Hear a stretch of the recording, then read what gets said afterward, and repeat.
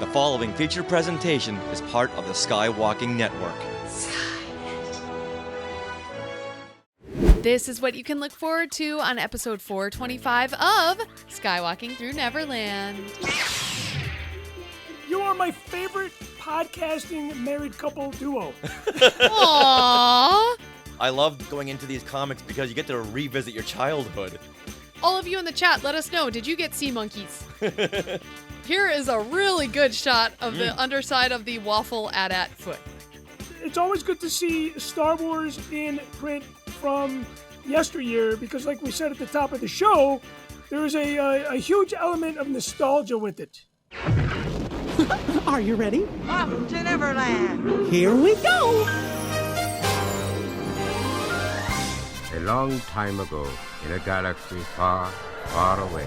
To all who come to this happy place, welcome. Disneyland is your land. When I first made Star Wars, everybody in Hollywood said, well, this is a movie Disney should have made. You're more than just fans. You're family. Best day ever! Secrets love. It's about family, and that's what's so powerful about it. Hey. When you use a bird to write with, it's called tweeting. When we visit the world of Disney, we never grow old. It's a Peter Pan, Never land that keeps us young in heart. This is Jedi Master Obi-Wan Kenobi, and you are skywalking through Neverland. I have a good feeling about this. Hey, Skywalkers!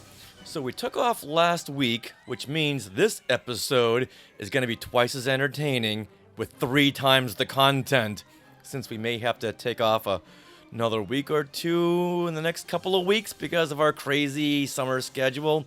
But I'm happy that you are here with us on Skywalking Through Neverland. I am Richard Woloski, but now everyone please say hello to my sweetie wife, Sarah. Hey, sweetie. Hey. I couldn't think of anything. That's okay. You know what? We're punchy today. We're punchy. We didn't get a lot of sleep last night. Isn't sweetie wife enough? It is. It Okay. is. Everyone thinks that's a term of endearment, and it is. Yes. And I love it. Okay, good. Yes. Last time I didn't say anything, added an adjective or anything more descriptive, and you got really mad at me. Right. But this week I'm giving you a pass. Okay, good. Whew. I was sweating it there for a while. I'm sure you were. All right. Well, we are your enthusiastic podcast destination for the many decades of your Star Wars, Disney, and Marvel fandom. So it's time for your weekly Wookiee hug and a little sprinkle of pixie dust for our family of Skywalkers.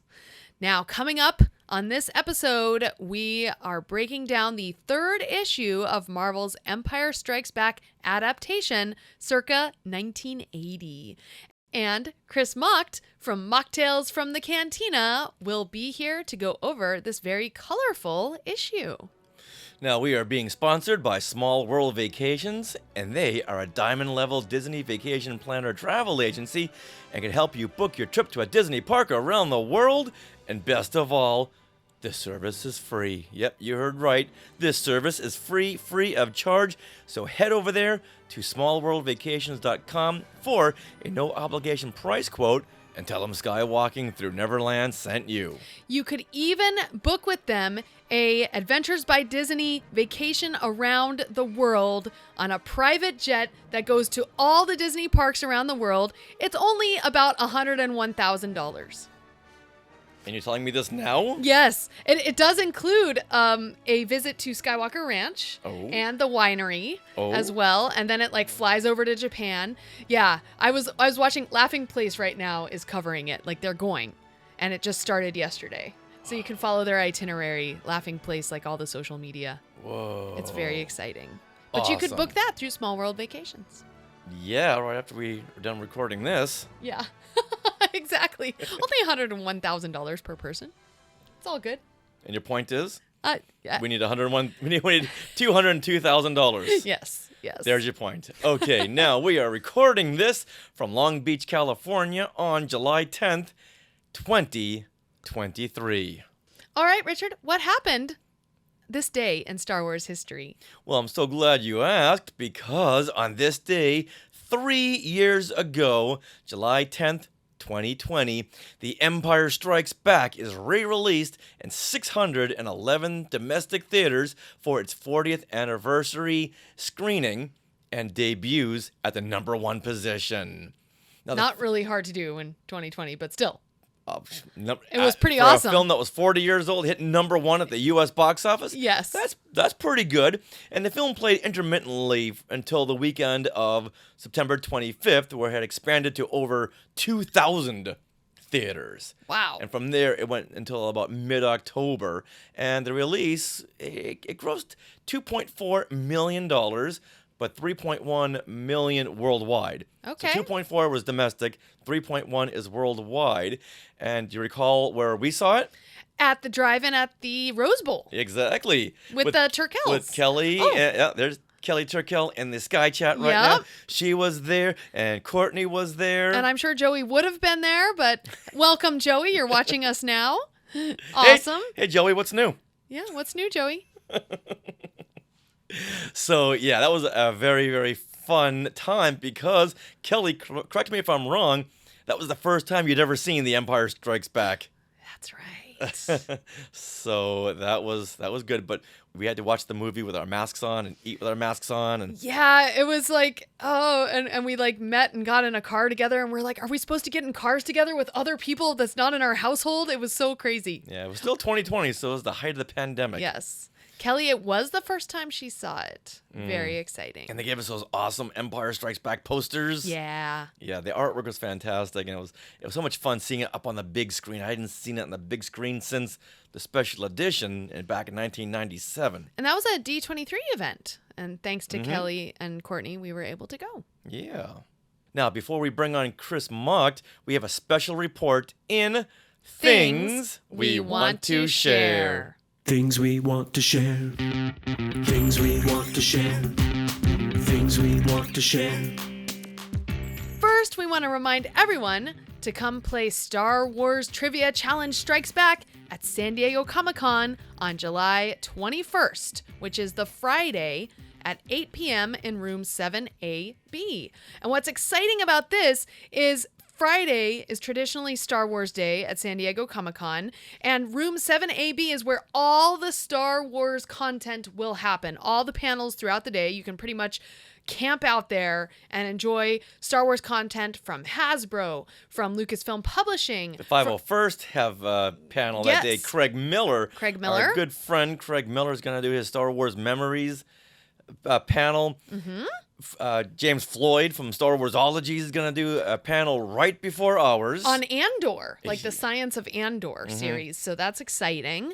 And then we're going to cap off the evening at 8 p.m. with a fun, fabulous Star Wars trivia, which we are planning. We are working on the technical aspects right now, all the visuals. It's going to be super involved and everyone super interactive. That's the word I'm looking for. Yeah, and anyone who participates may win a prize.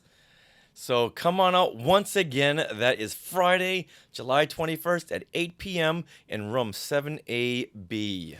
And FYI, I know we had some requests. We are not allowed to live stream this. No, we can't live stream, and we can't broadcast this in its entirety until 48 hours later. Right. Yeah. I'm sure they gave us a reason. They want exclusive. SDCC wants exclusive, like, whatever. Yeah. Which I get. Okay. But yeah, so it'll be really exciting, and we're excited to see some friends there, too. There'll be a lot of people we know. All right. Now, we just did something really fun last weekend. Last Saturday, as a matter of fact. A group of Skywalkers, we all went to see John Williams at the Hollywood Bowl. Now, Courtney and Kelly Turkell from the Neverland Clubhouse was there. Original Skywalker and host of the Disney Universe podcast, Joey Pittman, was there.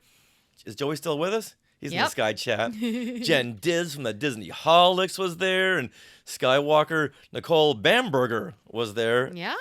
And I'm sure there was other Skywalkers in the crowd. We saw Mike Celestino, and his wife and friends over. They were sitting like the section over from us. So, of course, it brings out. And then, of course, on social media, we've seen many people posting that we know that were there either Friday night or Sunday night or our night as well. And of course, everyone brought their lightsabers and Jedi robes, which was good because it was really cold that night. So we want to play our roundtable that we recorded immediately after the excitement of that evening. So we are here at the Hollywood Bowl. We just finished watching John Williams' concert. We're here with a whole bunch of friends, and we want to ask everyone, what was maybe your favorite moment from the concert? And you guys will introduce yourselves. Let's see. Kelly. Yes, I'm Kelly from the Neverland Clubhouse, and my favorite tonight was the Jurassic Park theme. Excellent. Was there any particular reason why? I think it's pretty. Okay. I would say that's my favorite too, as a full circle moment for me, because I played that theme and that horn solo back in like middle school, and then to hear it here with John Williams actually conducting it was just amazing, and it gave me chills. Yeah. All right. Hi, I am Jen from the Disney Holic Show, and I think my favorite part, I had two favorite parts. Can I sneak in with two? Yeah. Is that cool with you guys? All right. So first off, the first conductor, I forgot his name. You know his name? Gustavo Dudamel. He played a song from Vertigo, Alfred Hitchcock's Vertigo, and I have not seen Vertigo. However, I knew the song, and it made me feel all sorts of things. And I was like, this is amazing. It just feels like it's Alfred Hitchcock or something. And then it was, and I'm like, bam, how did I already know this song? It's so cool just to see how music will infiltrate your life in so many ways. But I have to say the Leia theme has a whole other place in my heart, and to hear it live with John Williams is just like next level. So I was like trying to hold back the tears a little bit and feeling it. So, well done. Well done. Was this the first time you've ever been here at the Hollywood Bowl to see John Williams? First time ever Hollywood Bowl and to see John Williams, yes. Oh. So I was bucket listing today. I got it checked off now. I'm very happy. All right, move over here to Courtney Turkel from the Neverland Clubhouse. Yes. I'd have to say my favorite part was Jurassic Park. It's its 30th anniversary. It deserves all the flowers tonight. Yep, it was beautiful. Okay, now who here feels old after hearing 30th anniversary? Yes, all of us. All right, Joey Pittman, Disney So many. Universe. What's important is original Skywalker. Everything about this concert was my favorite. But to be specific, I will go Asteroid Field because that is my favorite all-time Star Wars track. And I didn't think it could be beat than E.T. Because E.T., 40th anniversary, so feel old on that. Oh, thanks, Joey. Thanks. And then, you know what? Recreate how John Williams had introduced the E.T. selection. After huffing and puffing, after a little bit, E.T. The movie that needs no introduction. All right. Here we Hey, go. I'm Nicole. I don't have a podcast. Okay, moving on. Hey. Well, I had two favorites. One was when everybody in the audience turned on their lightsabers for the Star Wars music. And then two, when Gustavo Dudamel and John Williams had a lightsaber battle on stage during the Darth Vader theme. That was pretty good. I would say my favorite part is when John Williams turns to the audience and says that we were all fantastic. That was amazing. Yes, it was. That and Duel of the Fates, because they had the whole choir here from Cal State. Was that right? Fullerton, yeah. Fullerton. Cal State Fullerton and a children's choir, Los Angeles Children's Choir. Yeah, so they really brought it home with Duel of the Fates. Only the big Jumbotron was right in the way, and we couldn't really see them. But they had a great montage of all of the dark side clips from the Star Wars films. Any other favorite John Williams little moments? Yes. I have the one. It's the one where Gustavo was playing the Superman theme and the pictures and video of John Williams was playing throughout his life because John Williams is a Superman. Yes, that was amazing. That was the first time they had done a little montage of John Williams. Flying on cables, like coming in, John Williams, like 91 years old, coming in as Superman. How cool would that be? If he had come out with a red cape, we would have all lost it. Oh, yeah. I do have to say one other thing. They did play Love Theme from Superman, which is traditionally my absolute favorite John Williams theme ever. Gustavo Dudamel did conduct it, so John Williams wasn't on stage at that point yet, but it was still an amazing. I just love hearing that theme live and seeing all the soloists. It's beautiful.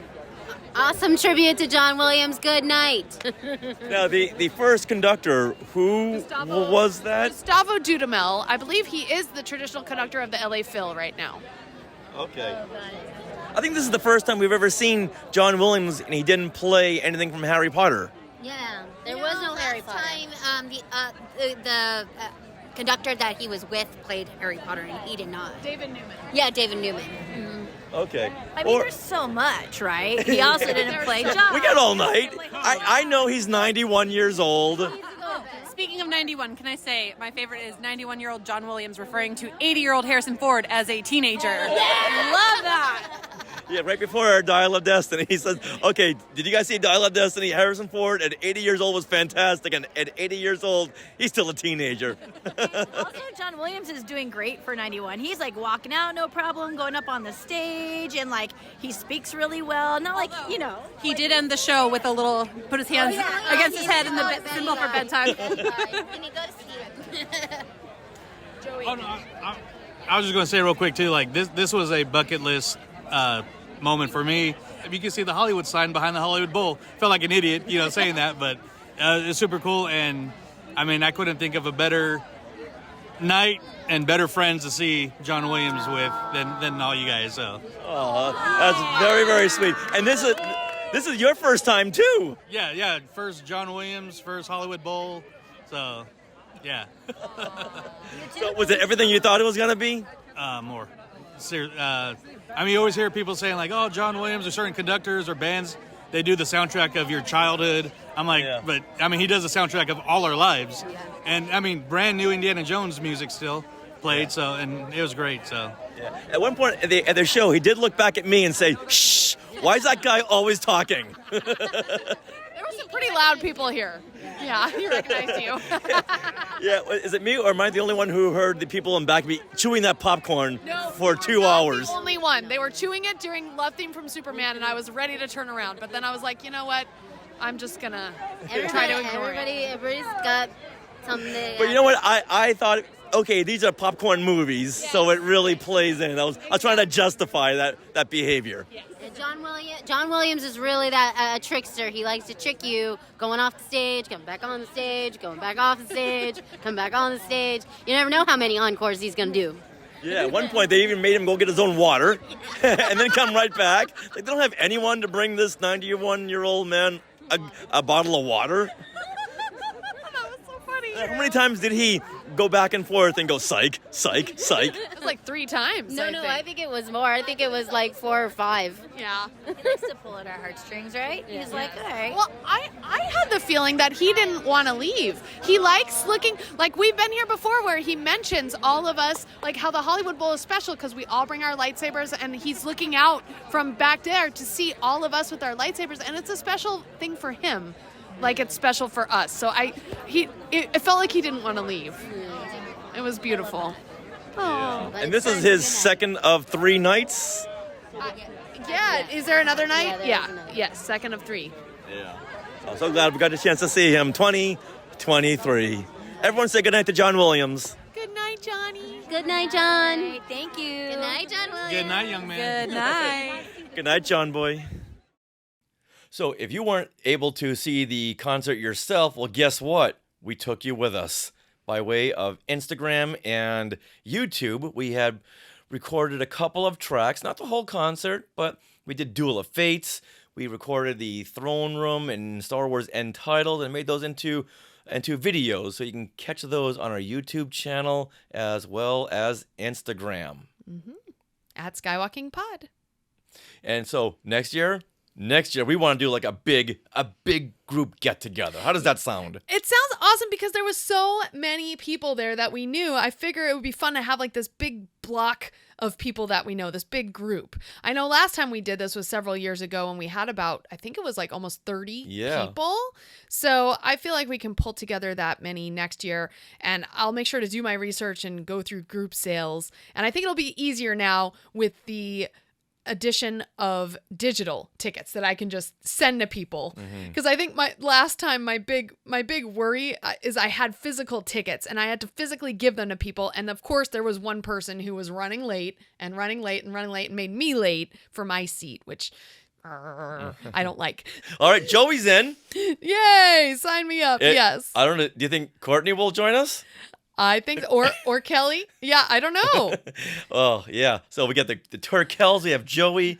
We'll have a lot of other people, and we'll do a big meetup, and it'll be so much fun. Yeah. Now, doesn't John Williams already have his 2024 dates up for the Hollywood Bowl? No? Not yet. And this year was different because usually Yeah. John Williams is like Labor Day weekend, September 1st, 2nd, 3rd, something like that. But this year he was in the middle of July, which is very odd. So, but I'm so glad that we went. Mm-hmm. Yeah.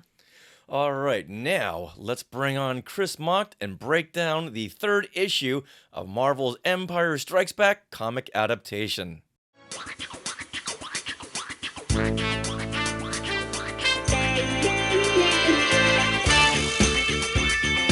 Skywalking through classic Marvel. Skywalking through classic Marvel comics. Hey, Cris! Hey, guys! Thank you for having me on the show. You are my favorite podcasting married couple duo. Aww. And I love being on the show. Yeah. But I am so fortunate to be on the show talking vintage Marvel Empire Strikes Back comic book with you guys. I had so much fun the first time. Well, thank you for coming back. And you know what? Before we dive into this comic, tell us what you've been doing lately with your fandom. I got to tell you, it's a great time to be alive for fandom. For me, anyways. I can't speak for everybody else, but I just saw Dial of Destiny for the second time, and such a great movie. Yeah. A lot of people said it was great the first time, or it was better the second time, I should say. I said it was great the first time, and I'm like, man, it was almost near perfect the second time. But there's so many great things. Yeah. There sure is. Some of them, and I'm doing a lot of that on Machtails. We just did our 800th Patreon post. Woo! We started posting in January. I'm kind of a postaholic when it comes to exclusive content. And obviously you guys have been on the show, on the YouTube show, and Sarah's been on the podcast edition of the show for Women's History Month. And just, it's so great to have these outlets to express our fandom. Like, you guys could totally relate to that. And I would not change a thing about that, Yeah, 10 years ago, before we started skywalking, it's like we could call up some friends and tell them about our fandom, and maybe post on Facebook, and maybe for one or two of us, MySpace. I could call someone and say, hey, I'm going to call your beeper, call me back, we'll talk about fandom. That's as far as it went. But now we get to share all these fun stories about either seeing Dial of Destiny at the world premiere, or going to see John Williams like we just did, and talking to you and making all these friends. Mm-hmm. Yeah, you gotta love living in fandom today. Oh, you know what? And you guys can relate to this. The longer you stay a fan, there's some pros and cons to it, right? Because the disadvantage of being a fan for a long time is, maybe we didn't see that collectible back in the early 90s that we passed up on, and now we see it today, and it's 5 times the value as it was back then. Or maybe it was an extra in our collection that we got rid of, maybe 10 years ago, and it spiked in price because of where fandom is now. But the great thing about podcasting and doing these shows on StreamYard is you get to document the importance of the conversation, where it goes beyond just a phone call, like you said, or an email or a text from your friend from 10 years ago. It's something that is preserved in time in an Indiana Jones kind of fashion, if you will. Very much so. And I don't think I would have gone back to read these classic Marvel Star Wars comics if we weren't doing it for the show. And I'm so glad we started doing this, 2015? Yeah, something like that. And the very fact, I think it was last week we were deciding what to do for this week's episode, and I'm like, oh, let's do a classic Marvel, because I feel like reading another one. And I can't read another comic without actually documenting it and doing what we're doing now. Yeah, it's okay, call Cris right away, quick. Yeah. Let's get this going. Let's do it. So, Cris, what do you remember about reading these comics as a kid, these classic Marvel Star Wars comics, especially the Empire Strikes Back adaptations? I was thinking about that, when you invited me on the show, and the first time you had me on, I had kind of, shared the memory of getting the comic, and I cannot remember what it was, but it was a Lando Lobot confrontation, if my memory serves me well. And I just remember the comics being a little different than the rest of the Star Wars that we knew. But of course, these movie adaptations are more in line with the films that we are familiar with. But for me, I remember when my Star Wars fandom was reborn in 1992, when I started rediscovering Star Wars. The comic books were a big part of that. And not only had they brought me back to my youth and my crazy memories of some of the quirkiness of the Star Wars comics, but it also was a great visual of nostalgia that was such a big part of early fandom and the rediscovery of fandom as well, Oh yeah, and I love going into these comics because you get to revisit your childhood, and and really remind yourself about how quirky Star Wars was back then in the 70s and 80s, and how much fun it was. That's why I love the holiday special. It's fun, it's quirky, it's off the wall. It puts a smile on your face, for better or for worse. And these are quirky comics too. Like these comics themselves, I just love going through. And I think the ads are one of the things that's like a time capsule. And I mean, it's just nostalgia on steroids, if you will. Yeah. Oh, yeah. The ads in comics are like the equivalent of like Empire Strikes Back recorded off of TV on a VHS tape, which is what I saw. Mm-hmm. So like the ads to that so you get to see the are very commercials nostalgic. Yeah, the TV ads, yes. Yeah. It's a time capsule. It takes you back to that moment in time, for sure. Like, oh, I could get X-ray glasses for 25 cents and see through a woman's dress? All right, sign me up. And you can also get the little sea family. Oh yeah, they'll sea like the sea family, right? Yeah, they'll sea monkeys. The sea monkeys. And then in the ad they show like a whole kingdom of these little sea monkeys, and when you get it, it's like Pop Rocks. It's like a bag full of Pop Rocks. Yes. Yeah, a friend of mine did. It's like, what? This isn't the kingdom that was portrayed in the ad. I want to see the kingdom and the family, the smiling family that you saw in the comic book advertisement. Now we are live on YouTube right now, and I just want to say hi to some people who have tuned in. Michael Corbett, first live chat ever. Oh. Now, and all of you in the chat, let us know, did you get sea monkeys? Yeah. Oh boy, Michael, if this is your first live show, you're in for a treat. Yeah. This is gonna be something. Courtney's in there. Welcome, Courtney. Hey, Courtney. Hello, Courtney. And Peter Smith. Hi, Peter. Hello, I'm waiting everybody. for John Zancanaro to chime in. I know he's working in my neck of the woods. But I know he's watching on the replay. All right, with that, now let's get into the third issue of this adaptation titled Imperial Pursuit. Yeah. All right, here we go. Long ago, in a galaxy far, far away, there exists a state of cosmic civil war. A brave alliance of underground freedom fighters has challenged the tyranny and oppression of the awesome galactic empire.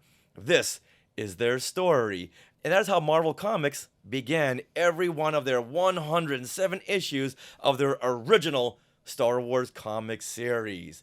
Now, I am here to take you through these classic stories, share memories of reading these comics as a kid, and get you caught up with these characters and situations that every Star Wars fan must know. Because, as we've noted, there are several connections and parallels to the current films, the comics, and novels, and in this issue, Cris, keep your eye out for a Rogue One moment. Ooh. Chris, you're a big Rogue One fan, so there's a huge Rogue One moment in this issue.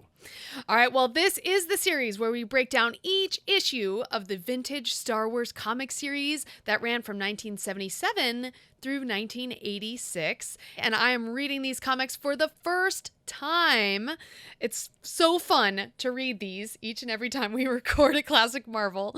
And I share my 21st century response as well as my artistic thoughts. Now, in the last issue, number 40, the Empire had just launched their ground assault on the rebels and left off with the cliffhanger where an AT-AT was approaching Luke's crashed snowspeeder. Is the AT-AT going to step on Luke? We don't know, unless you've seen the film or any kind of pop culture reference in the last 43 years. All right, so this issue is number 41. Yes, and the release date was September 2nd, 1980. And for those of you keeping score, this issue is 7 issues away from when Sarah was born. So when this hit the newsstands, Sarah wasn't even a thought yet. And maybe a thought, but she was in the womb. Yes. Yeah. Yeah. You know what? You're right. You're right. Took us a minute. Got to do some math. If I'm not mistaken, right? That's true. Well, a stork had brought Sarah, so who really knows? That's what I was taught in school. Okay. Well, all right. So this issue was written by Archie Goodwin, and it was based on the script by Leigh Brackett and Lawrence Kasdan from the story by George Lucas. Artwork is by Al Williamson, Carlos Garzón, and Glynis Wein. And cover art was Al Williamson and Carlos Garzón. So, Chris, why don't you explain to us the cover of this issue? Tell us what you see. Know, the first thing that screams at me is it's an Empire Strikes Back adaptation, but the Star Wars logo is so big and present. I mean, it's the first thing I look at. But here's the thing. You said the opening text in 106 comic books. I love these comic books for their continuity in that way. Mm-hmm. But one of the things I see here, and it might not be a prominent, obvious color, is there's a hint of purple. And I am a big fan of the color purple, and we're going to get into the panels and favorite colors and that sort of thing later on in the show. But that's one thing that really magnetizes me, and the fact that the asteroids are pretty much half an inch away from the Falcon. It is an action-packed cover. All right, now give us your personal thoughts on this. Do you like it? Do you not like it? Is it kind of in the middle? I would say that I just know it's a continuation of the adaptation, so it's something that I'm familiar with. I've seen better covers before, but because I want to say better, I'm a big fan of that quirkiness, that somewhat familiar Marvel Star Wars comic book art that we've seen that ties in a little bit just based on the characters alone. But the background in previous comic books is something that we've never seen before. It's kind of, it's a little bland. I've seen the asteroid belt in Empire Strikes Back. There's no characters. There's nothing new here. If I like to add. Mm-hmm. To give you my honest opinion. Oh no, that's fine. That's perfect there. That's you know what we want. Let me tag off of that, okay? Because I'm kind of in your camp there. This is not one of my favorite covers. This one never really did much for me when I saw it on the newsstand. Like, oh, okay, well, I got to get it because I want to see where Marvel takes The Empire Strikes Back. And the Falcon looks like it's just sitting there without any kind of movement. And maybe if it were like slanted to one side and exploding TIE fighters all around, it would give it much more of a moving frame. Like you could see the action. Because I just don't get any sense of danger or excitement in a scene where there are tons of anxious moments and danger. And where is this light source coming from? Look at the bottom of the asteroids. They're lit. Where's that light source coming from? I don't know. And as a kid, I couldn't get to sleep. That bugged you as a kid? No, it didn't. Okay, I was like, what? Honestly, I just noticed that right now. Like, where's this coming from? So, not one of my favorites. All right, Sarah. Okay, well, you guys are surprising me because I love this cover.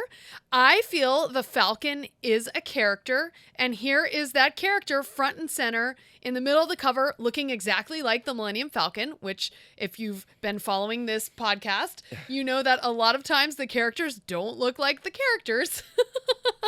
They look look like other people, other different people. So I really love it. And it really puts me right in the middle of the asteroid chase in The Empire Strikes Back. You have the Falcon front and center. It's dodging all those brown asteroids. The Star Destroyer is breaking a little continuity a little bit because it has entered the asteroid field, which, as we know, it doesn't really do that. It goes on the edge of it, but it looks cool, so it's fine. And then I really like the green burst of energy that the Falcon is having at the back of, even though it's supposed to be, I guess, a blue burst, but it looks cool green. So I don't know. I really like this cover. I understand what you're saying, Richard, about how there's not as much movement, but the Falcon is at a canted angle. I guess they could have canted it even more to make a little bit more movement, but I really like it. Also, the Sky Chat, if you want to chime in, please let us know. We are doing this live on YouTube and showing all the pictures of the comic book as we do it. So tune in on YouTube to see that. Now, we always post the cover art to all of the Marvel issues in our Facebook group and our page. And we ask for people, let loose. What are your comments on this cover art? Let's start off here with Matthew Irving. And he writes, always cracks me up when they were clearly using the toys as a model. Exhibit A, that's Star Destroyer. Okay, explain this, because I don't know what the toy looks like. Like, what makes this the toy in particular? I know some things we've gone over in the past where they have used some of the Kenner imagery for the artwork, but yeah, I'm not really seeing what he's seeing here because they never really made a Star Destroyer looking like this until the 90s. Okay. They had the die-cast Star Destroyer, but I'm not seeing that die-cast Star Destroyer back there. And the Millennium Falcon cockpit was so big because you had to fit a couple of action figures in there. But you know what? Everyone sees something different. Yeah. All right, Brian Babcock, he writes, that looks a lot more dangerous than I remember. Yeah, that's a good point. I do agree with him. There's a lot more asteroids, I think, like closing in on the Falcon. And Chris, like you had said, they're like inches away from the Millennium Falcon. Yeah. Yeah, a quarter of an inch it looks like. Yeah. Now, Rex Gordon is more in line with me. He says, this was an amazing cover. The Falcon looks like the Falcon. These covers are amazing. See, everyone sees something different. Yep. Thank you, Rex. Oh, and Matt Schott says, I can hear John Williams music just looking at this. You know what? You got me there. Yes. You got me there. I hear that Asteroid Chase, the Asteroid Field soundtrack. Oh, yeah? Yeah. Which we just heard live at the Hollywood Bowl. Right. All right. Eric Unkenhout writes, which one is the potato? Referring to how they use the shoe, potato. Right? The shoe, too. Well, the shoe was in the space battle over Endor. Oh, well. Okay, space battle over Endor, not the asteroid field. Okay. Right, yes. Okay. And now Patrick Izzo, he writes, I'm looking for ILM effects wizard Ken Ralston's shoe. That won't be for another couple of issues. Oh, okay. Right okay. here, it's just potatoes. So, Eric, if you're looking for the potato, it's on the lower right quadrant of the east-west corner. Maybe that's what's making everything glow. There spuds? you go. Yeah, and then Meredith is chiming in from our chat. Look at the pretty little fast hunk of junk. Well, you know, that's my issue. It doesn't look very fast. It looks like it's just sitting there. No, but it's got the burst of energy. Well, no, that looks like an explosion, because look at the explosion right behind that. It's another green explosion. It's the burst of energy from the Falcon, okay? Well, then why is it on one that little is just little how it engine? is. Because it has to fit, because the whole... throughout the whole back of the whole No, you know back what? quarter. They didn't have room because they needed this gigantic Star Wars logo on the cover. You know what? I don't see that at all. I see that as an explosion, because it's green. And TIE fighters, they shoot the green lasers, and in the Millennium Falcon's got the blue sublight engines. Come on. Come on. There's a lot of use of some minimal colors in here that just kind of pop out at you when you take the time. Here's the thing. Slowing down, taking the time, and dissecting it. That's the way that this artwork was meant to be looked at. Yeah. They took all that time drawing it. Now we get to take all this time. Oh, yeah. We'll get into that a little bit later on. It's beautiful. But for now, let's go into the story. So, Sarah, flip to the splash page and explain what's going on here as well as the artwork. On this splash page, the Falcon cuts a diagonal swath through the middle of the page, and above it, you have the Star Destroyer and TIE fighters in space, along with the beautiful Empire Strikes Back logo straight from the poster. So this is direct from the movie here. And below the swash of Millennium Falcon is the cockpit of the Falcon with our heroes, C-3PO, Chewie, Han, and Leia. And I have to say that artistically, the Falcon is really providing the movement of this page. I think the movement that you were looking for in the cover, Richard, is now here. It's not green, and it goes throughout the whole back quarter of the ship. I rest my case. Where's my gavel? It's a yellow swoosh, and this divides the page into two color stories. So the top you see is black space, and it has standouts of the warm tones, like the pink logo surrounded by yellow, and you have the planet, which is also pink. But then the bottom is it's mostly cooler tones. You have the Falcon cockpit, like blues and greens. And if you remember the movie The Empire Strikes Back, it had a definite blue cast to that cockpit. Yeah. So I think it's a really cool, artistically rendered piece of art here. It's really pretty. All right, now let's get into the actual issue, and the narration opens up with Darth Vader has struck. The rebel forces on the ice planet of Hoth make a gallant last defense as the Sith Lord's Imperial troops swarm toward their stronghold, determined to cut off any escape.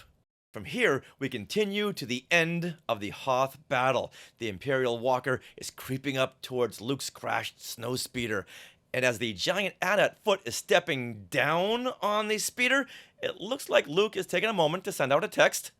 Go to the next page.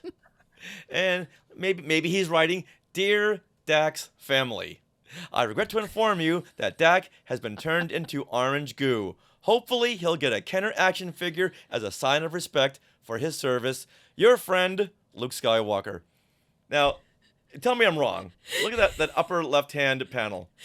That's where he's sitting there? Yeah, look at, and he's looking like he's on his phone. He does. Maybe he's thinking, I gotta contact Dak's family now before I forget, and maybe they're gonna do a Kenner action figure. Maybe now, maybe in 1999, at some point. Okay, I have a question, because this is the first time, and I don't really remember seeing the bottom of an AT-AT foot even in the film. Is this the first time we see? No, we see it. We do. Yeah. Okay, but does this look like the bottom of the Kenner this action looks like figure? he's about to stomp some waffles. Okay. Yes, that looks like a waffle maker.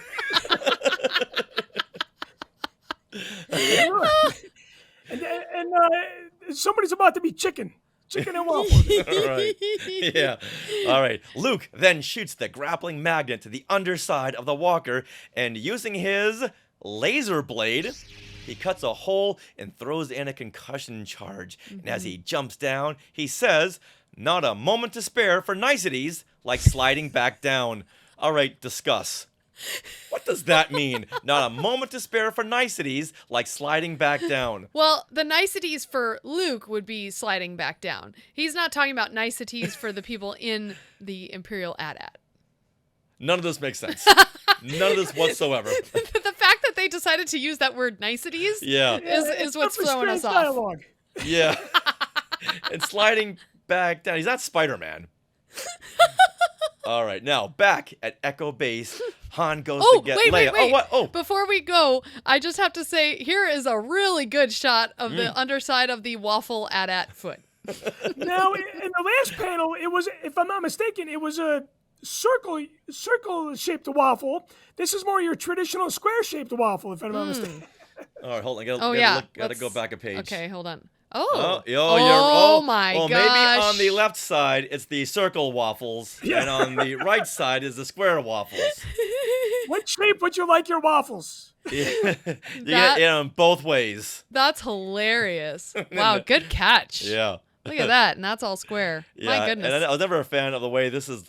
It's looking like a big elephant, more than an ad. I know they were based on elephants. Yeah, I was gonna say. But the necks never craned like that. No, it's true. It looks cool. You know what? The comic is all about showing movement in the pages as much as they can. And artistic interpretation. Yeah. I get it. Okay, you know what? You turned me. I love it. Okay. All right, now let's get back to Echo Base. And Wait a minute. More. I'm sorry. I just noticed that Echo Base, isn't this like... Those are the power generators. The power generator that traditionally is like really far away from the AT-ATs, but here they have made it so that the AT-AT is pretty much falling on top of it. Well, all those questions will be answered later on because we get a special feature in this issue by Archie Goodwin, and he explains some stuff. Yes. All right, now let's get back to Echo Base. Here we go. And Han goes to get Princess Leia and 3PO, who he calls Bronze Britches. All right, at this point, I'm ready to put down the issue. That's just not a Han Solo way to go. It's right there in the script, okay? It's goldenrod. Permanent resident, yes, but bronze britches, no. No, not so ever. So let's talk about the artwork here. A lot of the background is done in silhouette. Is that a style choice or a time saver? Both. That's a time crunch. A bit of a depth, you know? Mm-hmm. Yeah. It does add depth. I like the colors they chose too. Like they have this beautiful teal and blue as background colors, which makes sense. And then goldenrod, of course, is jumping right out. So that way Han Solo has time to say, "That means you too, Bronze Britches. Let's hit the corridors." Oh boy.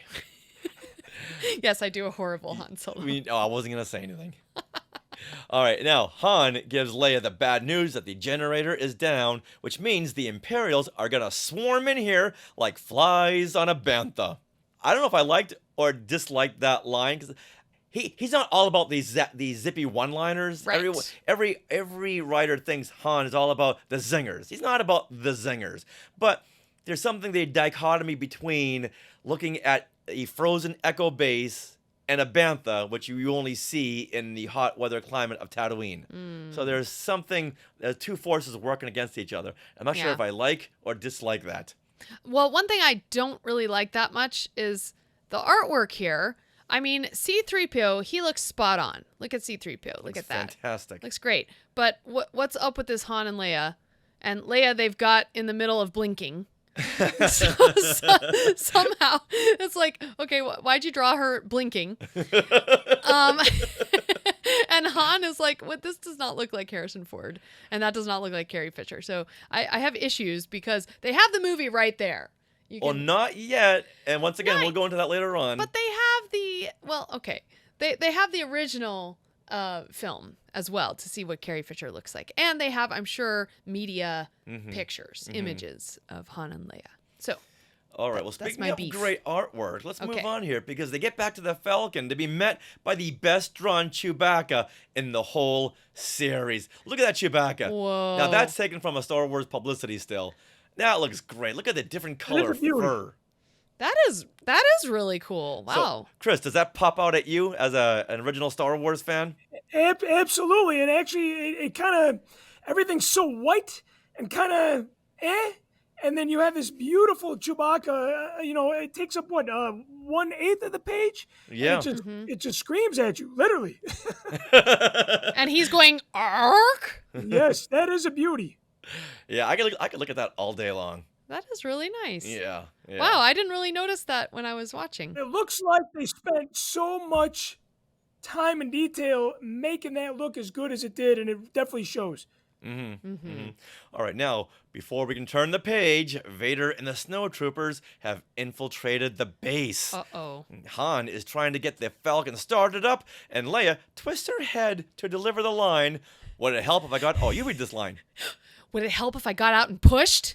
All right, now look at her head. No human head could turn like that. But I just have to say, I really love this panel.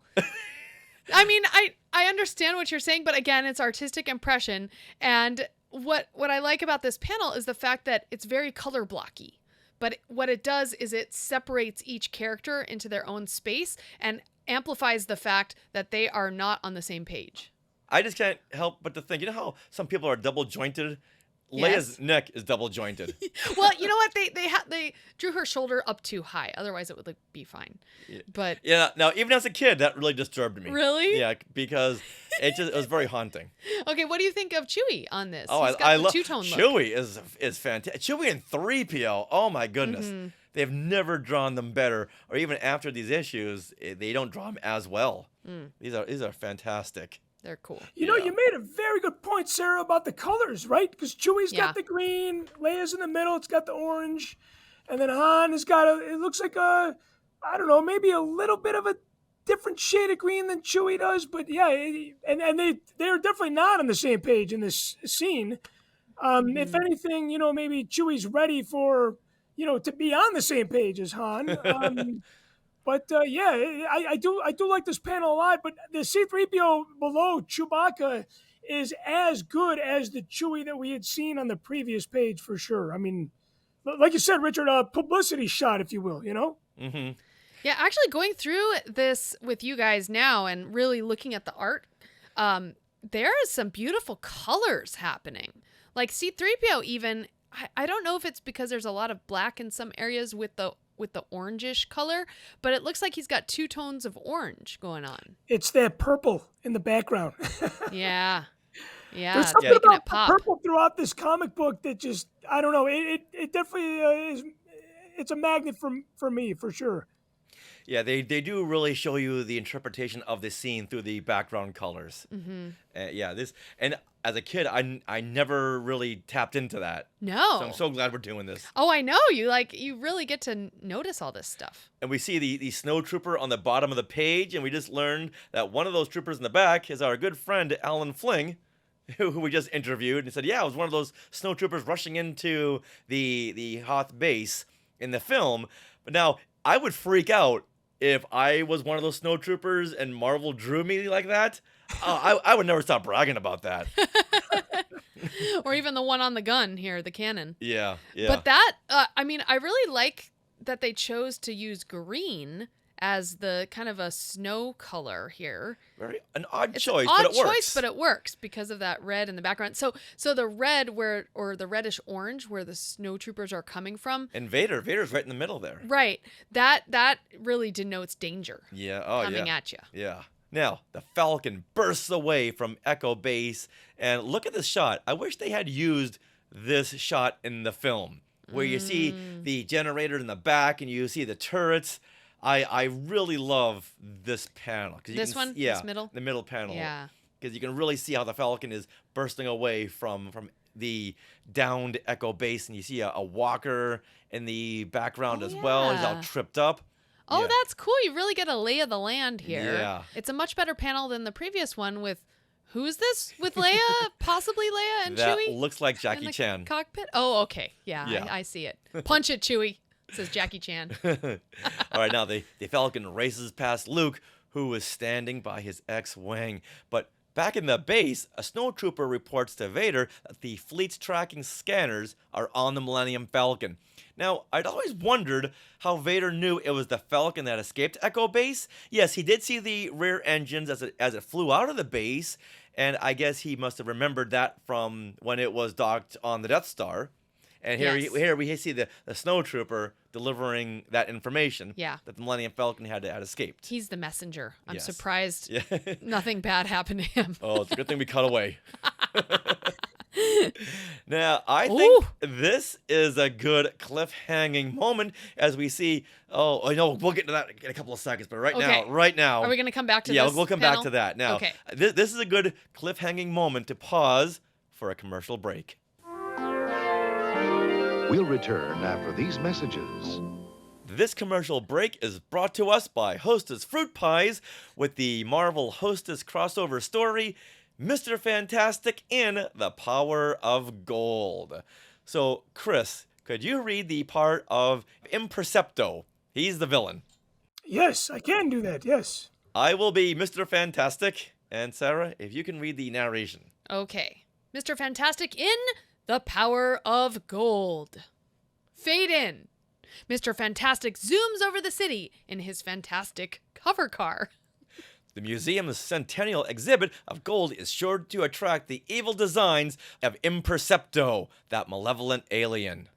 Impercepto, an invisible alien who needs gold for energy, engages Mr. Fantastic and twists him all up. Fighting an invisible alien has its drawbacks. No matter how far I stretch, I can't seem to get my hands on him. But wait, Impercepto's DNA structure makes him materialize when he comes in contact with gold. Mr. Fantastic stretches over a tall building with several packs of Hostess Twinkies. A superhero can't afford real gold these days, but here's something as good as gold: Hostess Twinkies cakes. Suddenly, Impercepto materializes, so we can now see his big red head with antennas and pointy ears, and he wears a green cloak. I'm materializing, becoming visible. These golden bars of Hostess Twinkies cakes have reacted with my DNA. Mr. Fantastic has Impercepto wrapped up in his stretched arm. I see Twinkies cakes work their power on you, Impercepto. Such golden goodness, such delicious sponge cake, such light creamed filling. They're fantastic. You get a big delight in every bite of Hostess Twinkies cakes.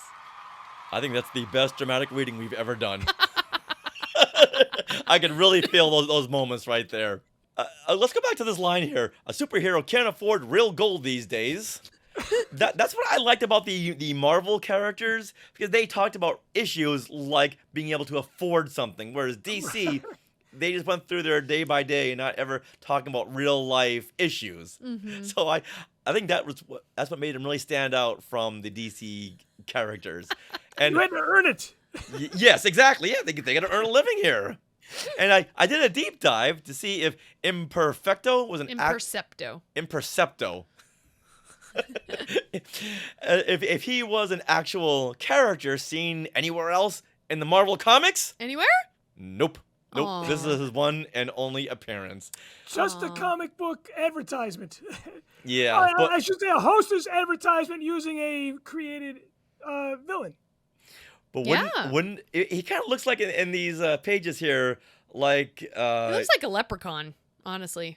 I'm like blanking a Martian out leprechaun, right? on the Flintstones, the little space Martian. Oh, it was with the helmet. Yes.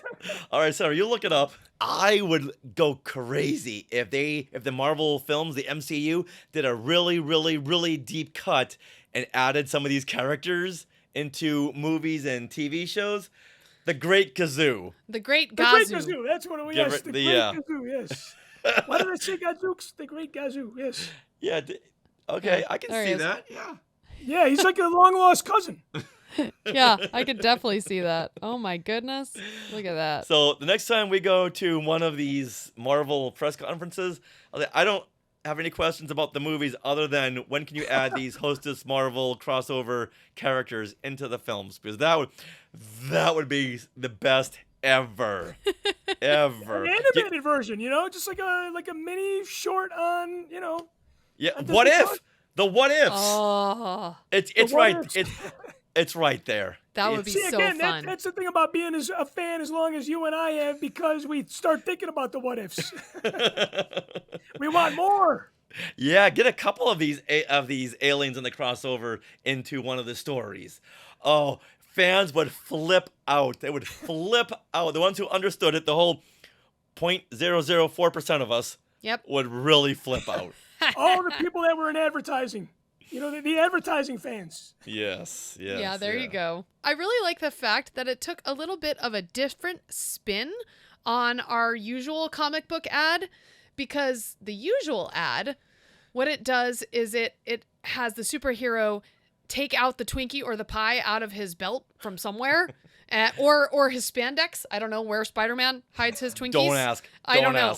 But he gives them to the bad guy as a distraction. Whereas this time, Mr. Fantastic had them, but it reacted with the bad guy's DNA to make him visible. So it actually had a function in the story that helped Mr. Fantastic capture him rather than just distracting the bad guy. So I liked that. Yeah, but okay, that doesn't answer the question. Where did he get those Twinkies from? I mean, Maybe he's they got were- them wrapped up. Well, maybe they were in his fantastic hover car. Yes. Yeah, because he was just in the car, right? Yeah, right? yeah. He came, yeah, so he came prepared. And you know, if It was- you're it was in the if you- boot. if you spend a lot of time in your car, you're gonna have snacks in there, some Oh, yeah. beverages. They might be a little You old. should. Yeah. Yeah. Maybe your CD case or a case with Yeah. your cassette tapes. A CD case. Yeah. So You know what's okay. funny? So I'm driving around in a 2003 Hyundai Sonata. I use it for work. It's got 233,000 miles on it. It's my wife's old car. I still play my CDs in that car. That's awesome. Awesome. And I don't have a CD case. I have a CD spindle. Yeah. Okay, make a note for Christmas. We gotta get Chris Apple Tunes. Apple Apple Music, yes. Apple Music, yes. Oh, wow. I'm a retro All right. guy. What can I say? I love it. All right, now back to the show.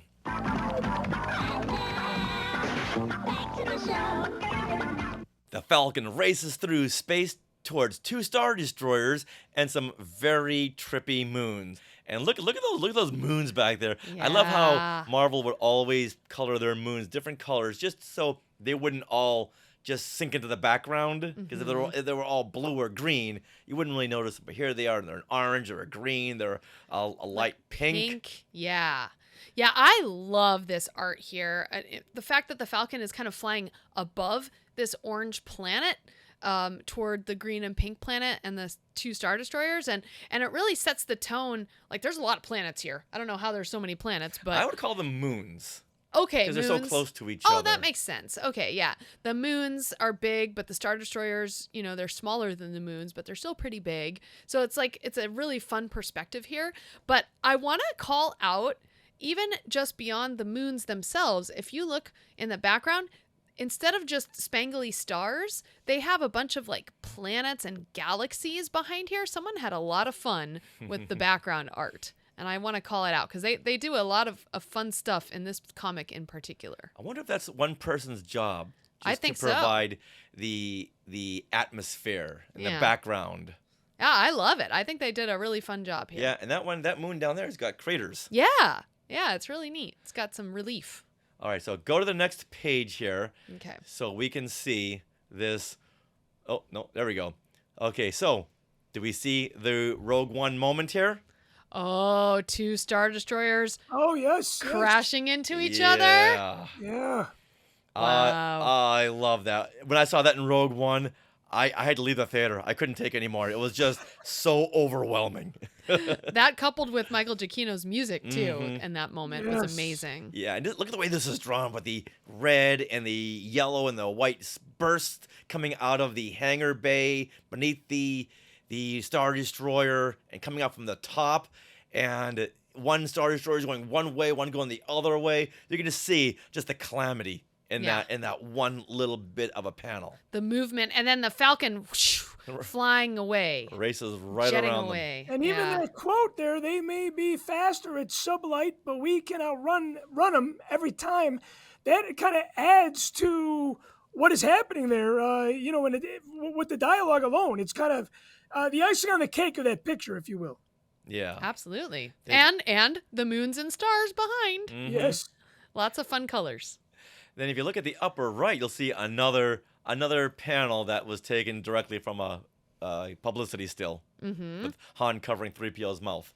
Either shut up or shut down. Yeah, which you don't see that in the actual film because when he covers 3PO's mouth on Echo Base, he's in his He's off. blue brown jacket. Oh, right. I don't want to start any fights, so I'll say a It's blue. blue. I know that and you know that, but there's Everyone I else know says that it's as well, brown. yes. a big faction of people out there who will go to the mat saying it's a brown jacket. I know. But then here we go with that quote there, covering the mouth, right? We saw that in Echo Base. Yep. When they're in the asteroid field, I want to say that he says either shut him up or shut him down in that moment of stress there. Yes. Correct. Yeah. When they're in the Yes. cockpit.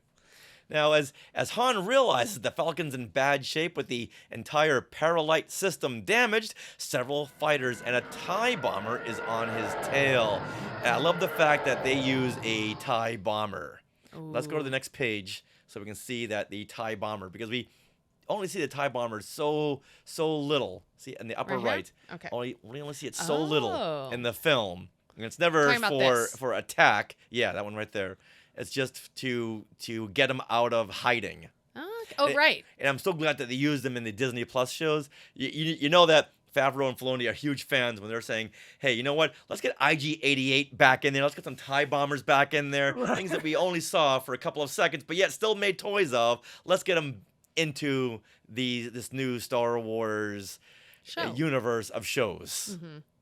All right, cut to Luke telling R2 that they are going to a place that Ben Kenobi told him about called Dagobah. All right, Dagobah or Dagobah? Dagobah. I say Dagobah. I gotta say Dagobah. Dagobah. You will go to the Dagobah system. Dagobah system. That's why I say it, because Obi-Wan says it in the film. Right. Yeah. All right, now R2 replies with a Tadut Blitavit? Oh, perfect.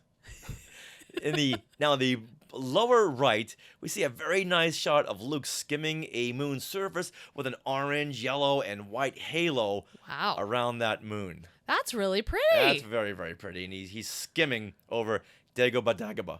I feel like it was a woman who was doing all this background colors. It might have been Glynis. Yeah.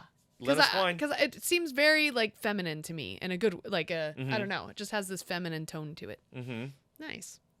All right, now we cut back to a great panel with the Falcon zooming away from TIE fighters with a destroyer in the background. Look at top that. panel. Oh, look at that. That is I wish we could have seen that in the film. That is really cool. Yeah. Again with this background. Look at the fun planets and colors. And you can really see the energy and the movement coming from the Millennium Falcon. Mm-hmm. This is what we needed on the front cover. I was going to ask you. You know what? I'm just saying. I don't want to keep harping on this, and I'll only do it another 20 or 30 more times. But this is what they could have used. I don't know how we're going to get out of this one, says Han. Han is called up to the cockpit now by Leia since they've just entered an asteroid field. Okay. Pause this for a moment. Because the way this comic is drawn, you have, again, that cool artwork panel. They're trying to fly away from the Star Destroyer, and then all of a sudden, before matters get better, they usually get worse. Violent impact suddenly rocks the Corellian's freighter. And then you have this panel where you hear Leia say, Han, get up here. Get up here to the cockpit, fast. And then ... And then the next panel, asteroids. And you see this panel of just a bunch of asteroids and the Falcon in the middle of it with asteroids as the call out, narration in the middle. How cool would it have been to turn the page and see a whole splash page of asteroids, but bigger, like our cover. I think that would have been a fun reveal. But more impactful, for sure. Yes. Yeah, and the cover almost foreshadows that. It does, but I think it would have been fun to do that. That's my point. The comic itself. That's my point. Yeah. Right. All right, now Han crosses over with Planet of the Apes by calling Chewie Bright Eyes. Here, read what he says. He says, "Move it, Bright Eyes. Let us get to the controls." Now, he may have thought Chewbacca looks like Charlton Heston. They're both bright eyes. I get it. Chewie has got those bright blue eyes, just like Charlton Heston did in Planet of the Apes. Mm-hmm. And since they had just done the Planet of the Apes adaptation, maybe someone had just thought that in the back of their mind, so it seeped through. Or you're a big Planet of the Apes fan, so you absolutely recognize that. Okay. That maybe that could be it too. Yeah. All right, now, in this adaptation, 3PO thinks they have better odds of surviving the asteroid field than he does in the film. Mm-hmm. Yeah, now I thought this was odd. So C-3PO says, "If I might remind you, Captain, the probability of successfully navigating such an obstacle is approximately 2,467 to 1. Okay, that's much better than the film where he said 3,720 to 1. Okay. What is up with this? I guess there's less asteroids in this adaptation? I feel like the probability math of a comic is different than probability math of a film. Yeah, that could be it too. Now, when I was working on School Ties, we had a lot of time in between shots, so we Okay. played Trivial Pursuit, and this was one of the questions Yes, oh. that someone had asked. What is the odds 3PO had said of surviving the asteroid field? And I said 3,720 to 1. Everyone got so mad at me. Rich, you're cheating. You're cheating. How did you know that? You're cheating. It's like, all I do is talk about Star Wars. How could I not know about that? Uh-huh. And I was kicked out of the game. Oh, They no. thought I'm sitting 50 feet away. How could I be cheating? Yeah. No, that's a number I absolutely remembered as a teenager. Like, It's not like 1, 2, 3, 4, 5. No. So they thought I was cheating, and I made a lot of enemies that day. But hey, you know what? I'm better off. Let's say the difference there is 1,254. You know, it would have been cool if they had a difference of 1138 right there. That would have been amazing. Whoa. I'm like, why is that difference there? And I punched it into the calculator. It did not give us that 1138 number. So why they changed it? Who knows? That would have been so cool. That is a deep That would've dive been very Easter cool. egg. Wow. All right, from here we cut to the Falcon, where it looks like Han is trying to hide behind the large chunks of rock. And in the next panel, a fighter is hit and spirals into an asteroid, but it's hard to make out what's happening. Well, okay, first of all, I want to discuss the panel before, which has a really cool shot of kind of what I wanted in the original reveal of Asteroids, which is the Falcon among a bunch of asteroids. But I think they have this really cool layover shot of Han and Leia in the cockpit. And here they almost actually look like the actors, Han and Leia here, and they're discussing what's happening. But I like how this juxtaposition here of the cockpit shot and then the Falcon within the asteroids. In that red background Yeah. behind Han and Leia. Yeah, danger. Yeah, danger. You don't have to do this to impress me. And they have the same the planet that you pointed out. The beautiful what was it, an orange round ball with the yellow glow. They used the same colors in that panel behind Han and Leia there as well. That really pops actually with the little bit of the purple and the blue on Han. Yeah, nice halo. Yeah, and you're talking about, Yeah, Chris, halo. all the purples in this episode. Well, there's your purple asteroids here, right? Right. Yeah, I mean, right. it's really hard to evoke an asteroid field like flying through, without John Williams, da da da da da da da da da da. But you think that when you look at this page. Yes, Very you much do. so. Very You much can so. hear it. Mm-hmm. That's a powerful soundtrack when you can look at a comic page and hear the soundtrack. Mm-hmm. All right, now from here we cut to the interior of the Executor, and Piet sees the helmet lowering down to a guy with hair. Yeah. Yeah. Yeah, check it out. Yeah, this guy's got some short curly hair. The narration reads that a cape is mechanically lowered and the Dark Lord stands. Yeah. Now, I want to see that. They say it, they just don't show it. I want to see where his capes are being stored. Does he have a closet full of them, like Lando does in the Millennium Falcon? Is it like General Grievous in that Clone Wars episode where he had a whole closet full of different parts? Right. Obviously, he must have multiple capes because they skim the floor, which means they've got to get frayed at some point. Yeah, right? and dirty. When we saw the Vader in the trailer without a cape, I flipped out.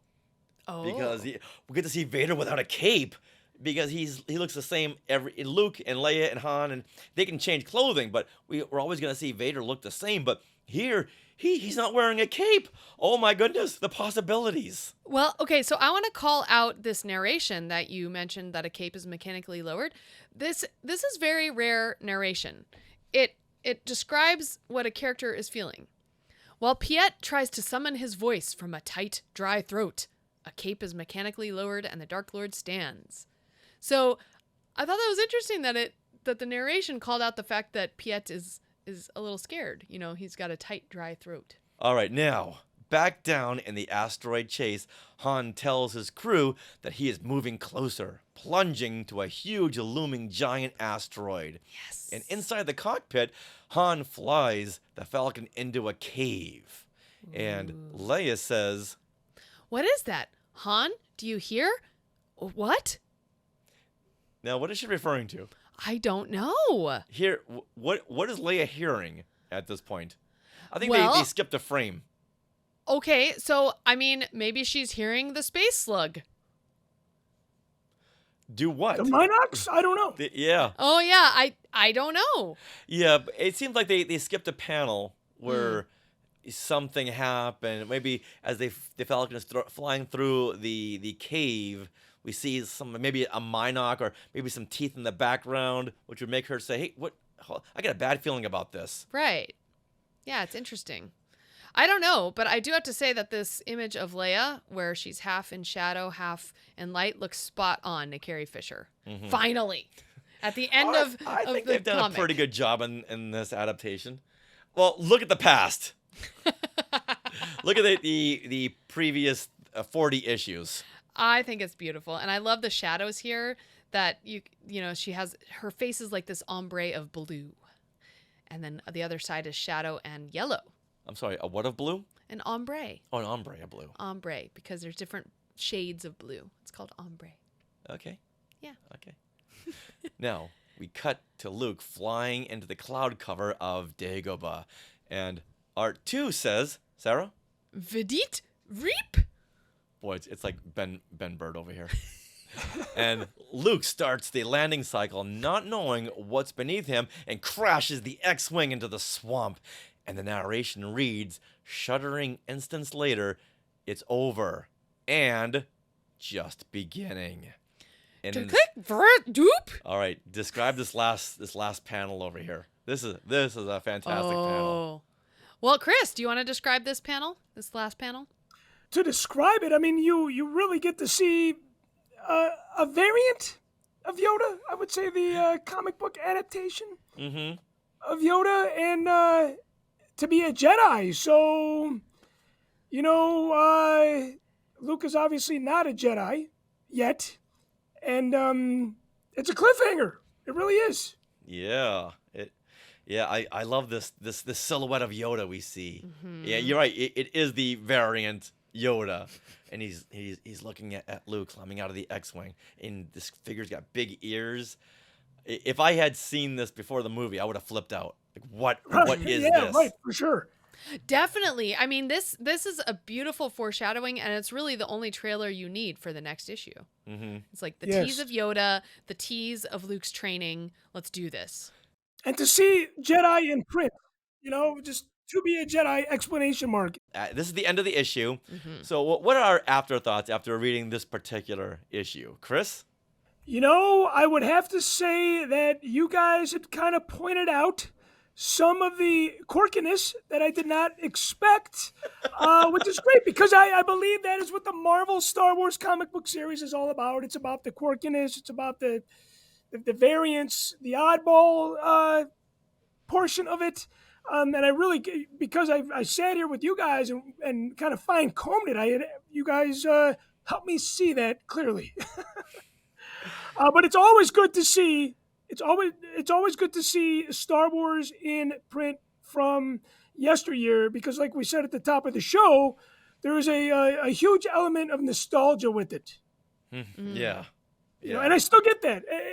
You know, looking at it today, and I had not seen this comic book too long ago. There's still some layers of nostalgia in here that, you know, cannot be removed. Very much so.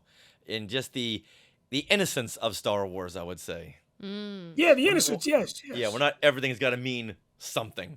Well, I think that's taking panel by panel and slowing it down. I think I get to enjoy it. Sense, you know? Yeah, it's like watching a TV show every week instead of binging it all at once. You have to slow down and enjoy it. Yeah, and really think about what you've seen. Yeah. Like just going through it with you guys today, I noticed a lot more of the color story of this issue versus when I just read it to make notes. You know, when I read a comic, I generally read the narration and don't pay as much attention to the colors and the pictures because that's just how I read. I'm like used to reading novels. But I thought this was a really exciting issue. There's lots of action. You got the escape from Hoth base. You got the asteroid field chase. Finally to the promise of Yoda and Jedi training. And we even got to glimpse Jedi in his rehabilitation chamber, which... Vader? what did I say? Jedi. I meant Vader. Yeah, in his rehabilitation chamber. And so I thought it was very illuminating and exciting. Yeah, me too. I'm loving reviewing these comics because, like you said, Chris, very, very quirky.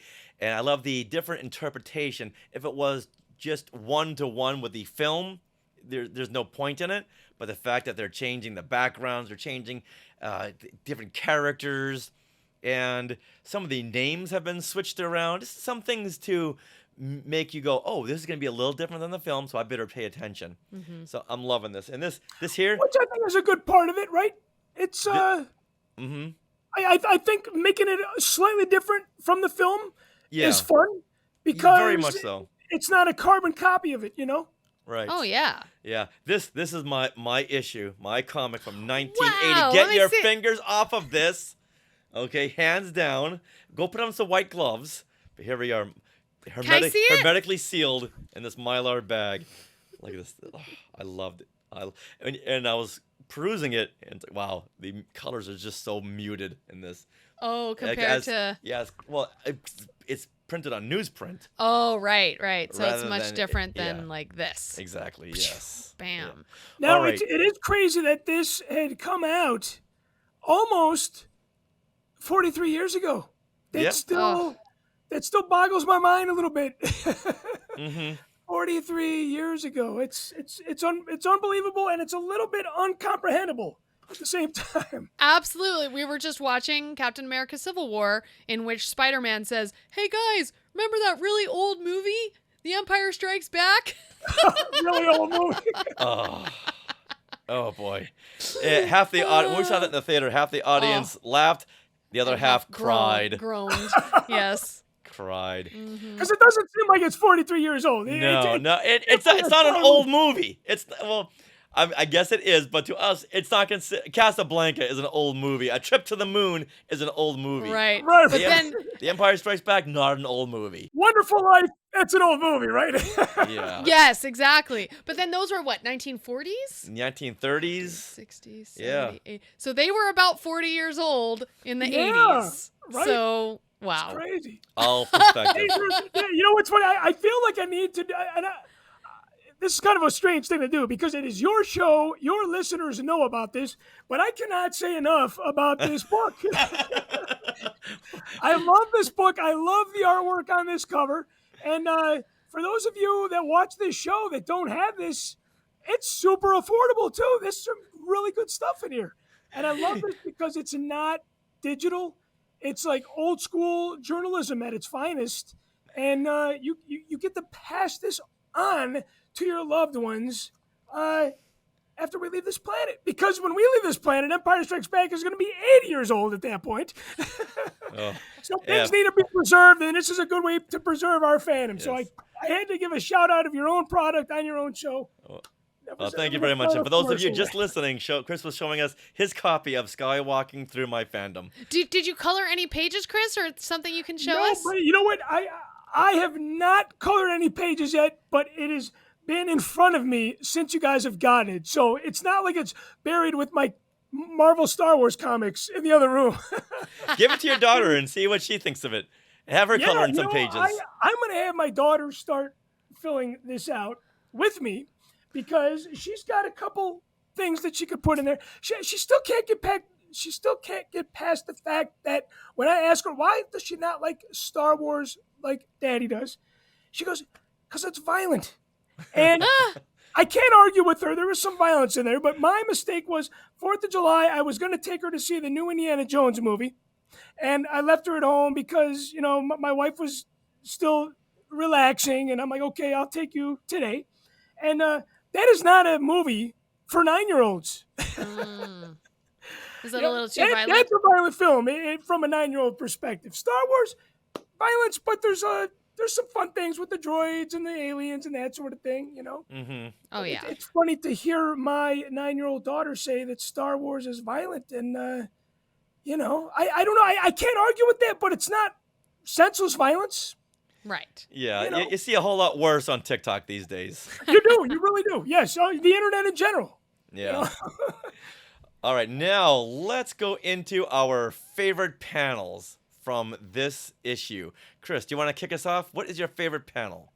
My favorite panel has got to be the one with Han and Leia with the Falcon in the back. The one was probably about 4 pages ago. The one with the orange, the halo, if you will, the orange and white halo, where I believe, Sarah, you said that looked like Harrison Ford and Carrie Fisher almost to a T. It was after this one because that kind of foreshadowed. Is it this? Yeah, there you go. That's the one. Yeah, that one there. I really, really like that. It pops on that page because of the colors, and again, it separates the kind of like that first page. It separates the interior from the exterior, and it does it equally so on the same page that it's presented in. That's beautiful. Good choice. All right, Sarah. You only get one, okay? I have like 3 written here. Okay. It's hard, right? So, you know what? Cris, this is great because one of my favorites was that one that you called out. So I will go back to page 7, which is Han and Leia in silhouette. Let me see. Hold on. Oh, here we go. Now, this is a very small panel, but it's Han and Leia in silhouette running as the cave is collapsing around them. And so they're escaping from Echo Base. They're escaping from Echo Base, and I really like the fact that they're holding hands. So like Han is dragging Leia, but they're holding hands. So it's like we don't get a lot of their banter in this issue, but you do see that they're connected in this one panel. So I like it. It's not the splashiest panel, but I like the fact that we see them, and it's clearly Han and Leia in silhouette. Like, you can tell Han even has his little holster gun peeking out. And if you look around, it looks like there's almost a heart forming around them. That too. Yeah, for sure. I like the simplicity of it. Yes, less is more with this one. Yes. Yeah. Now, for me, let's go to page 13 at the top. And here we see a long shot of the Millennium Falcon zooming across space with several small TIE fighters on his tail and the Star Destroyer in the background with multicolored moons. I just love that because you see so much movement. It's pretty. Yeah. I wish we could have seen this, and this would have been a very expensive shot to do in the film because it's a very extreme long shot. But still, when I saw that, I looked pulled at that it. off back when they were shooting this. Is that even a possible shot? I don't know. A lot of the shots were very tight. We did see some Star Destroyers, some full Star Destroyers, but this one here, you could fit like 65 Star Destroyers in this one panel. That's how far back they are. Yeah, right. All right, now let's go to a favorite line of dialogue or narration. All right, I'll start us off here with going to this panel where Han says to 3PO, "That means you too, Bronze Britches. Let's hit the corridors." Bronze Britches, come on. But it's your favorite. Yeah, it's my favorite just because I just dislike it so much. Well, I'm going to jump off that. Okay. Because 3PO has a response to Han. 3PO says, "Perhaps you're right, sir. Things are definitely falling apart here." Thanks, Captain Obvious. And I love that because it's so C-3PO. It's right in line with, like, the Attack of the Clones where he says, "Oh, I'm beside myself." And his head is, like, popped off, and he's like, it's so funny. Yeah, it's like battle so, droid. yes, it's so C-3PO. So as the Hoth base. Hopefully his britches don't fall apart there. Right. But the Hoth base is, like, falling apart around them, and things are definitely falling apart here. It's like also in the asteroid field when he says, this asteroid is not entirely stable. Yeah, not entirely stable. Well, I'm glad you're here to tell me these things. It goes back to that comic relief that C-3PO had given us so much of in the original trilogy. Yes, and I love it. Now, I am going to cheat a little bit here. I really do like the last bar of narration, if you will. That just sets us up for the next comic and the tease that it gives us. Next issue, To Be a Jedi. I mean, reading that now and even like putting my 6-year-old mindset into this, that is exciting. Because we know that is why he is there. So I would say that's probably my favorite just because it is a perfect cliffhanger for the next episode. I can see that. Hey, that's perfectly valid. It's part of this issue. All right, now let's move on to best use of color. Richard, why don't you go? All right, I'm going to say page 13, lower right. It's the point of view inside the Millennium Falcon's cockpit, and the ship has just entered the asteroid field, and everything is bathed in red in the cockpit. However, 3PO stands in the center, delivering his line about the odds, and he's brightly lit for a nice focal point. And I love the red, how it's bathing the inside of the cockpit, and 3PO is standing there in the center. And there's only a little bit of splash of red on him, but I like the fact that he's really highlighted in this frame that senses danger. Nice. All right, Chris. I do love the fact that Sarah had pointed out that, Chewie, Han, Leia, 3 different colors, but this is maybe more my favorite color use. Maybe not the best use of color, but the purple AT-AT. This is why I love Star Wars Marvel comic series. And I would say the one where we can see the waffle under his foot. This one? There's something about this that just screams Star Wars Marvel to me. Mm-hmm. And you know what? If I had to be specific, it would probably be the one before this, because it is a little strange that he's falling in front of the shield generator. I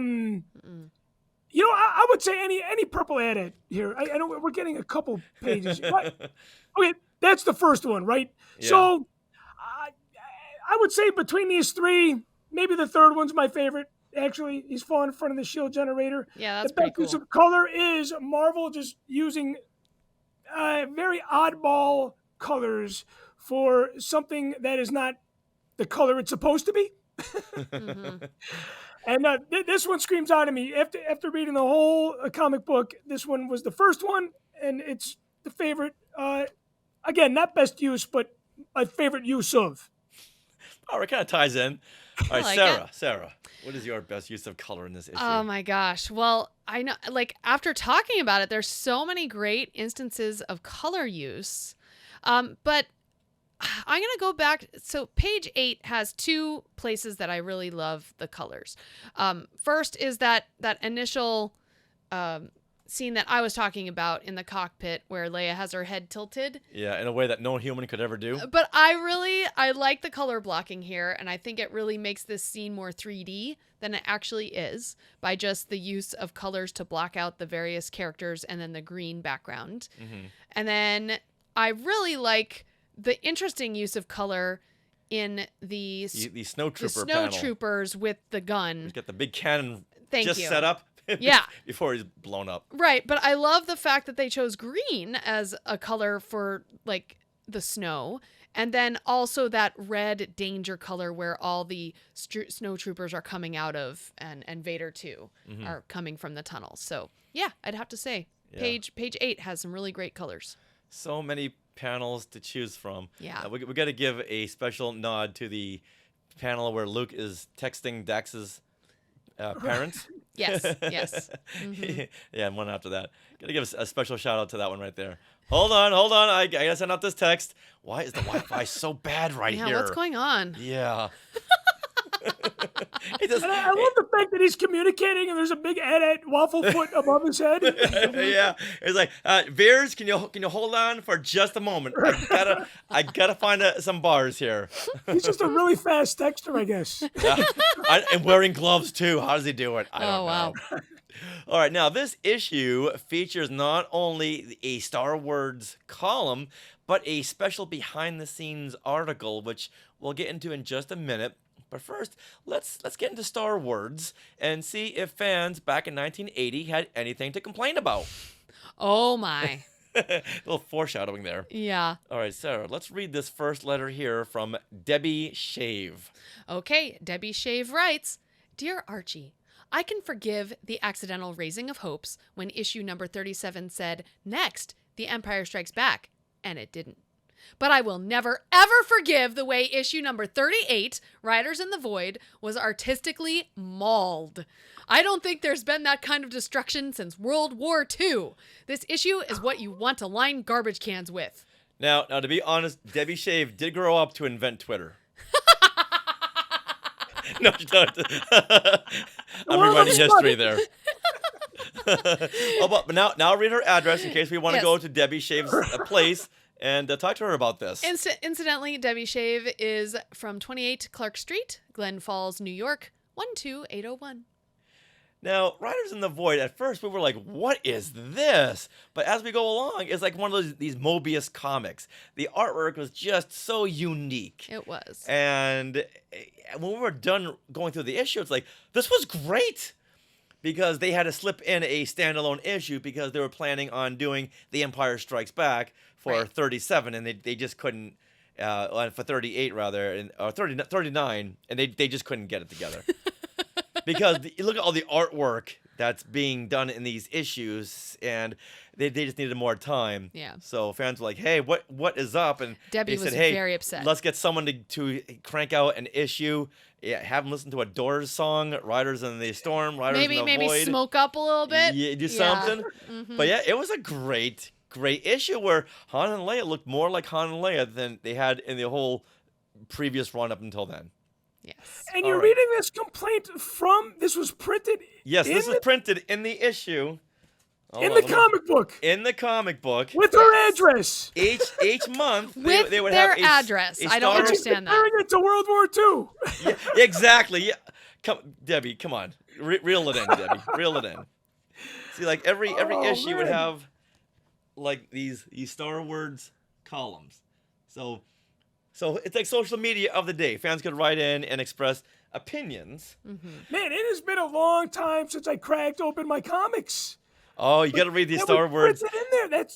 That's the beauty of this show, because we'll pick one or two of the best ones and read them now. Yeah. Should I read Ben Adams here? Oh, sure. Go ahead. Okay. We'll bring up one more here. Ben Adams says, "Dear weavers of glorious and wondrous tapestries, after guiding my moped down to the neighborhood store, expecting to find the adaptation of The Empire Strikes Back, I was greeted by the issue Riders in the Void. When I turned to the first page, my wondering eyes did see some of the best spaceship ever to grace the Marvel pages, let alone Star Wars. I hate to admit it, but I cried at the end of the issue. Live long and prosper. Ben Adams, 1006 North Towner Street, Santa Ana, California, 92703. Lot to unpack there. First, I don't think he's reading the correct series. I know. I was like, are you referring to Star Wars? Santa Ana is the next town over from Long Beach. Yeah. So we could get in the car and see if Ben Adams still lives at 1006 North Towner Street in Santa Ana. Sarah's looking it up right now. Let's see if it still exists. You know what's crazy?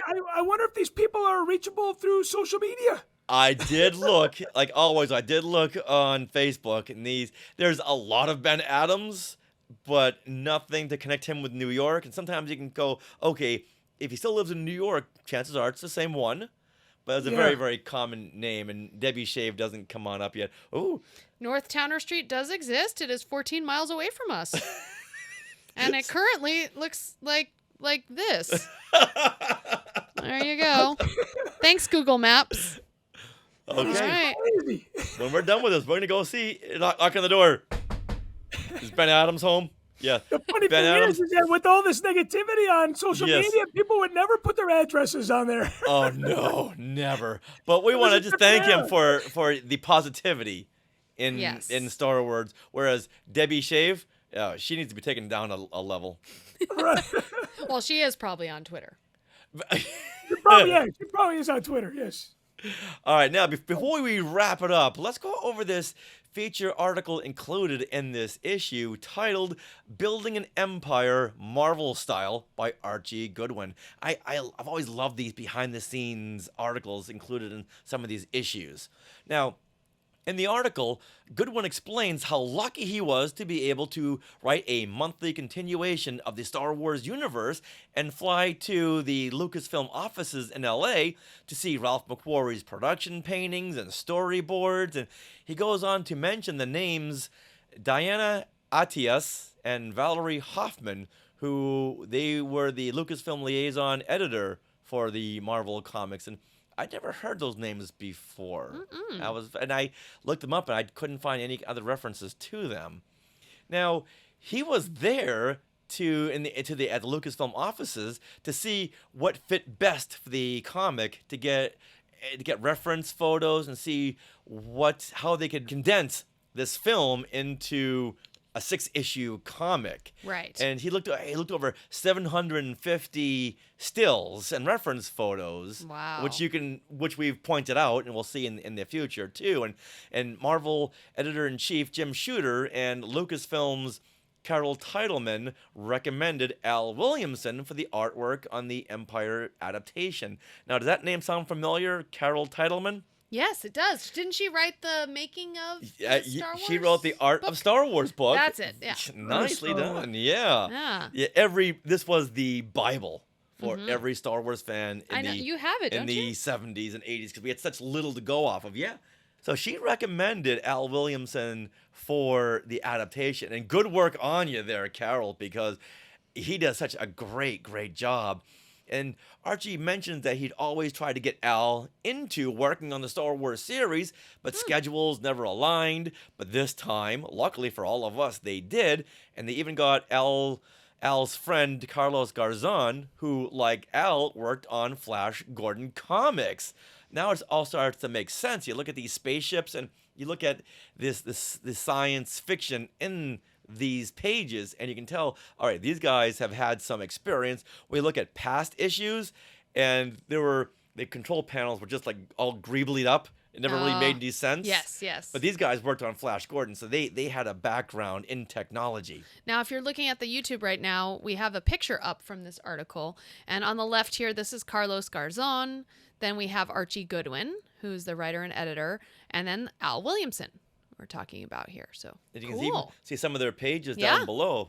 Some of their pages for the Marvel comics. You see the Falcon here. So Archie then explains that they had to adapt the Hoth battle without seeing the film first. That's what we were referring to earlier. They just had the script, the storyboards, some stills, and McQuarrie's paintings. See, now it all makes sense that they had to do what they did, give AT-AT some waffle feet, because they had no other reference to the film, and they had to bring it all together and bring the energy to it without the score and the fast-paced editing. And I think they did an A+ job. Yeah. As many of the comments as we had, they did an A+ job. I mean, knowing that part of the story, it's more than impressive, you know? Yeah. Yeah. It really is. The article continues, as the Marvel crew were speeding to deadlines, more reference material, including script revisions, were still coming in. Wow. And unfortunately for Yoda, they just had Ralph McQuarrie's designs for the little purple-blue Jedi Master with long white hair. But they were able to make the change in Yoda's design for the 6-part adaptation, but the paperback digest had already gone out. So they were able to So they digest. Chris, did you ever have the little Marvel digest? I do, book?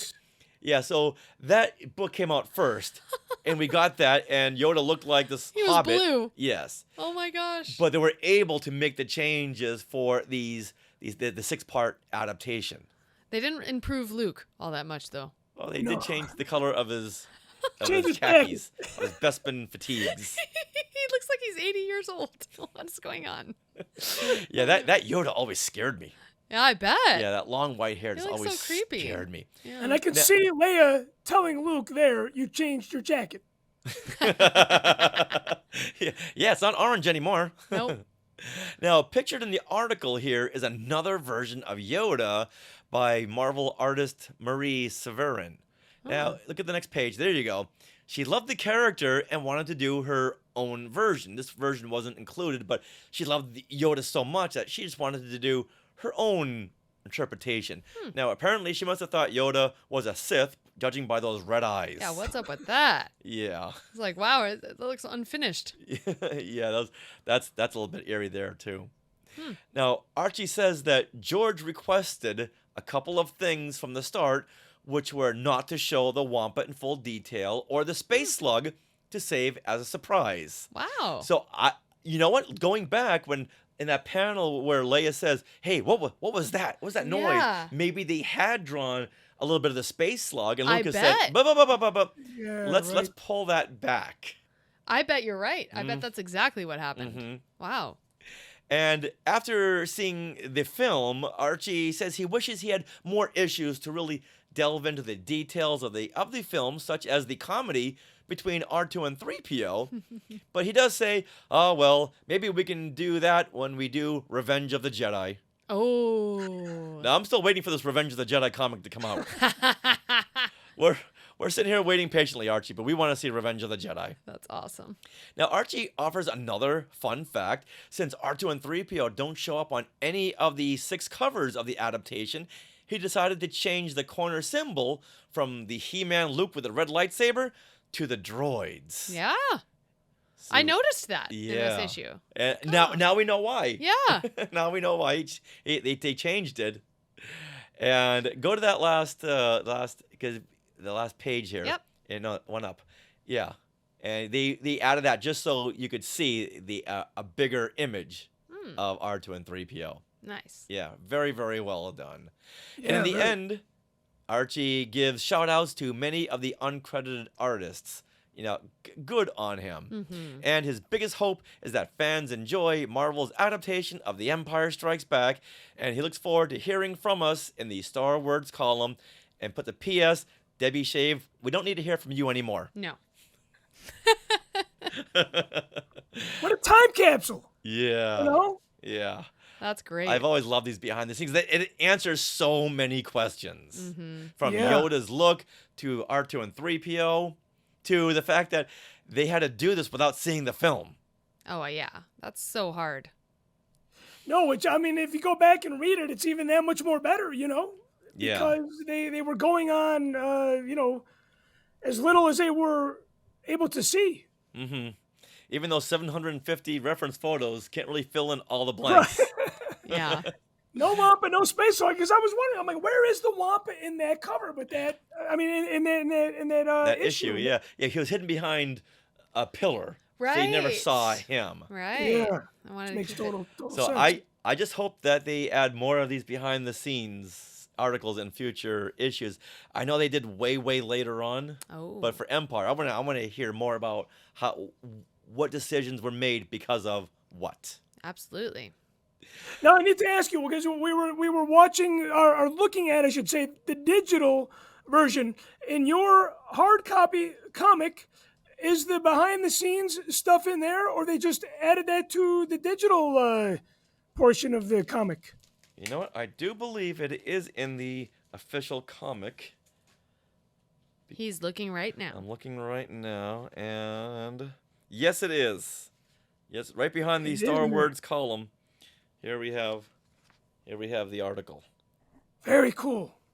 After that, if you want to buy 100 toy soldiers for $1.98, now's your time. Well, I cannot thank you guys enough for having me on the show, and I love having you guys on my show as well. So I look forward to more collaborations, if you will, in the near future.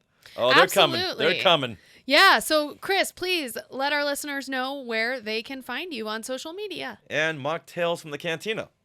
I do not do Twitter, like the girl that was there referenced in the Debbie in the back pages there of the Star Wars comic book.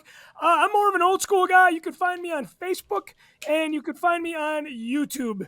And for those of you that can't get enough mocktails from just the live episodes that we do, we're probably doing about one live episode a month now on YouTube.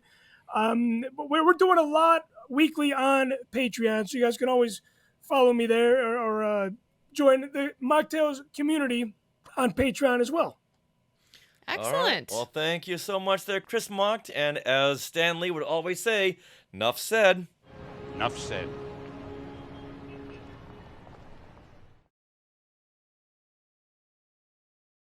That wraps up episode 425 of Skywalking Through Neverland. Thank you to Cris Macht for joining us, and thank you to all of the Skywalkers who comment, like, and chat with us. We love you. Now remember, come see us, San Diego Comic-Con, on Friday, July 21st at 8 p.m. in room 7AB for Star Wars Trivia Challenge Strikes Back. I can't tell you how excited I am for this. It's going to be really fun, and it's in teams. Like, we break the room in half, so you don't have to worry about being the super best at trivia. You don't have to worry about gathering a team yourself. We'll make it fun for everyone who attends. That's the one reason why people don't want to do trivia, because they go, my mind freezes up, and I'm right there with you, because I want to really think it through, and by that time, the buzzer's gone off. Yeah. All right, are you interested in our books? Well, autographed copies of Today in Star Wars History, Parts 1 and 2, and our interactive notebook, Skywalking Through My Fandom, they are available now from skywalkingthroughneverland.com/book. We also want to thank our sponsor, Small World Vacations, for their support. Are you thinking of a trip to Disney parks? Well, their vacation planning service is free of charge. You can go there, fill out a Get a Quote form at smallworldvacations.com. So check it out and tell them that Skywalking Through Neverland sent you. Or just whisper, Skynet, then hang up. See what happens. Now, speaking of Skynet, do you want to support Skynet? Well, consider supporting us through the Skywalking Force, which is our Patreon. The Skywalking Force has access to bonus content in the form of our Zoom discussions on the Disney Plus shows. Don't know if we're going to do one on Secret Invasion. Hasn't really been grabbing people yet. We should do one at the end of Secret Invasion for every... I know. Have people been liking it? Let us know. Or is it just more of a chore? It kind That's why we haven't really gone there yet. It's like... It hasn't really grabbed us. But yeah. But on the Skywalking Force, you'll be able to hear our breakdowns of WandaVision, Obi-Wan Kenobi, Andor, all Mandalorians, and What Ifs, tons of stuff, everything but Secret Invasion. And this bonus content begins at only $5 a month. So head over there to skywalkingforce.com and have a look at the options. And thank you to those who are already part of the Skywalking Force. Now we are part of the Skywalking Network.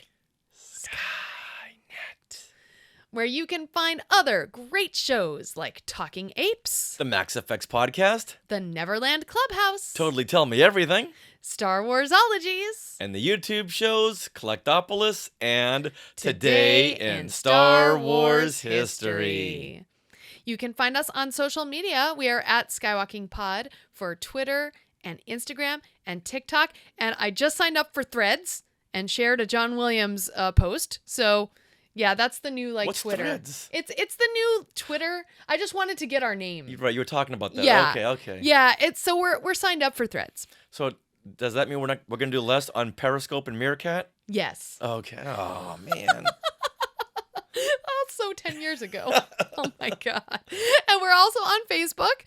It's so funny how social media we had a Facebook group that was going super strong 8 years ago, and now the Facebook group is kind of faded down, but Instagram is big, right?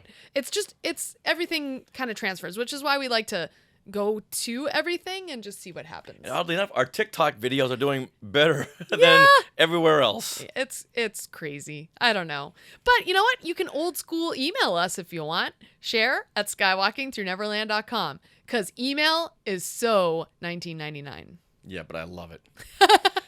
Now, don't forget to stick around for bloopers and other fun bits that didn't make it into the show. And always remember to sign up for MySpace. And watch our Meerkat and Periscope videos. And Neverland on Alderaan. Hey, look at those names to the left. They are part of the Skywalking Force, our Patreon. Become a producer yourself and check out all the Disney Plus themed bonus content available depending on the level you subscribe. Become a member of the elite Skywalking Force at skywalkingforce.com.